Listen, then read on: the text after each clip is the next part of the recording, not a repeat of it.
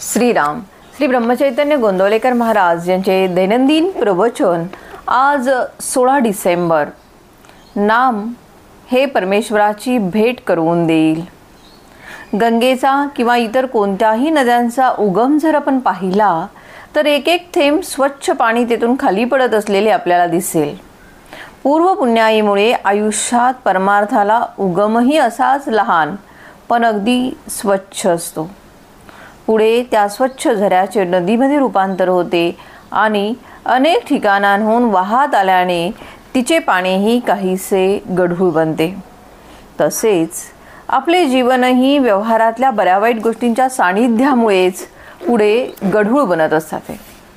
परंतु ज्याप्रमाणे पाण्याला तुरटी लावली म्हणजे पाणी स्वच्छ होऊन सर्व गाळ तळाशी राहतो, त्याचप्रमाणे कोणतेही काम करताना नाम घेतले तर त्या कर्माचे गुणदोष तळाशी बसून वर निर्मळ जीवनाचा प्रत्यय येतो।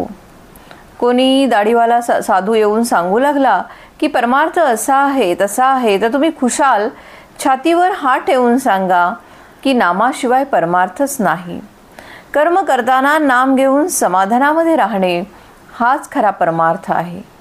भगवंताचे प्रेम यायला, त्याच्याबद्दल आपलेपणा वाटायला नामासारखे साधन नाही। आपलेपणाचे प्रेम किती असते पहा।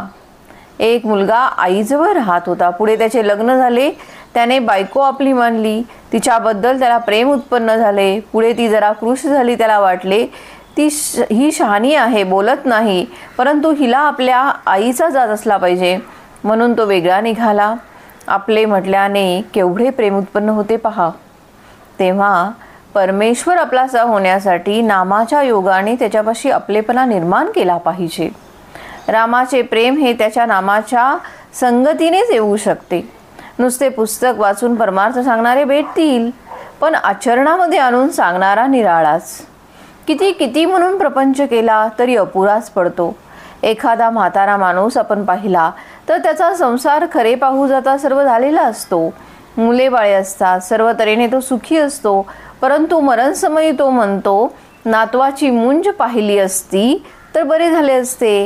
म्हणजे माणूस वासनेमध्ये कसा गुंतलेला असतो हेच आपल्याला यावरून कळेल। संसार कितीही केला तरी तो पुरा होऊ शकत नाही, तो अपूर्णच राहतो। मनुष्याच्या जीवनाची तळमळ परमेश्वर प्राप्तीशिवाय शमूच शकत नाही। त्याच्या जीवाला समाधान एका परमेश्वर भेटीतच मिळू शकते आणि याकरिता आयुष्याच्या सुरुवातीपासूनच नामाची कास धरा। हेच नाम मृत्यू समयी तुम्हाला परमेश्वराची भेट करून देईल याची पूर्ण खात्री बाळगा। अत्यंत गुह्यातले गुह्य जे आहे ते मी तुम्हाला सांगतो। नामाचे प्रेम हेच ते गूढ होय। आजचे बोधवचन, आपण मागितलेले भगवंत पुरवू लागला तर त्याला आपल्यासाठी 24 तास राबावे लागेल आणि इतके करून आपले अपुरेच राहील। जय जय रघुवीर समर्थ।